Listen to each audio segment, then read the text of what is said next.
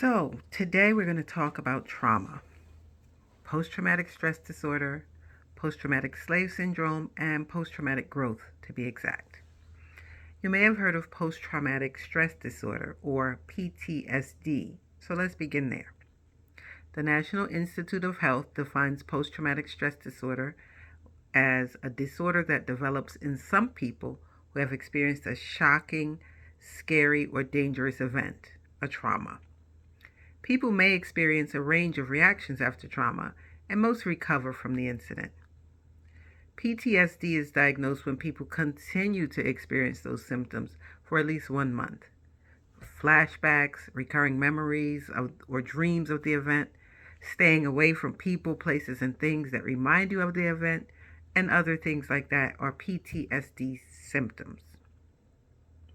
You may be less familiar with post-traumatic slave syndrome, or PTSS, from the same title book by Dr. Joy DeGruy.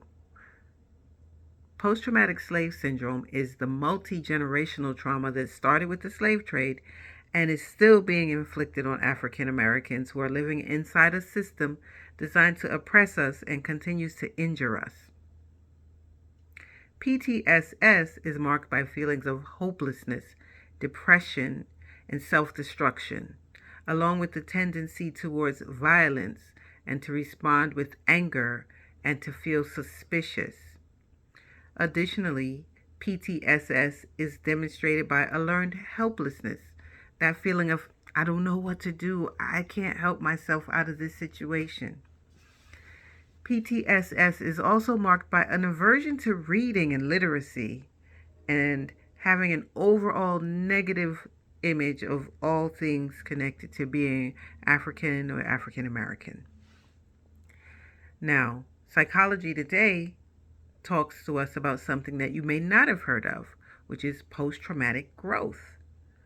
Post-traumatic growth, or PTG, is a positive psychological change that some individuals experience after a traumatic event. There are 5 recognized categories of PTG. Survivors of trauma may recognize and embrace new opportunities, forge stronger relationships with others, especially with other survivors, cultivate inner strength from the knowledge that they've overcome a tremendous hardship, gain a deeper appreciation for life, and experience a deepening in their spirituality.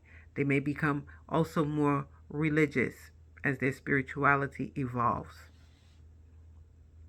Trauma has the power to shake up deep-seated beliefs that we hold.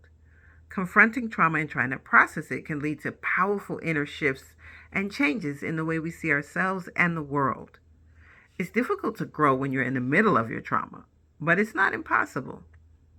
Giving ourselves space away from the trauma, even mental space, by meditating, by taking ourselves mentally away or physically away from the traumatic events, also taking time to reflect on the trauma can lay a foundation for your growth. Now, in a class today in the Wake Up Everybody movement, Coach Mika Joseph taught us that we must never ask ourselves unanswerable questions. Ruminating on questions that we may never be able to answer is just a way to punish ourselves and continue our trauma. Rather, we need to look for opportunities for growth that come along with trauma, because we know that within every traumatic event, every painful event, there is a seed of opportunity, and we can grow from those events. We need to reframe how we look at traumatic events that have taken place and look to see what is there to learn. And I know for the African American community, that is a hard question. For survivors of racism and racial trauma and lynchings and enslavement and whippings and raping, and that is a hard question.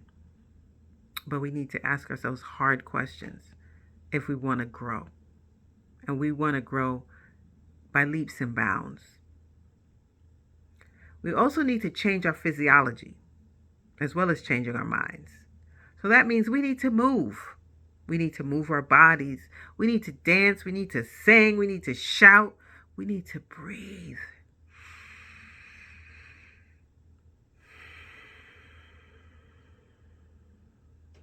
In order to transform our trauma and begin our healing.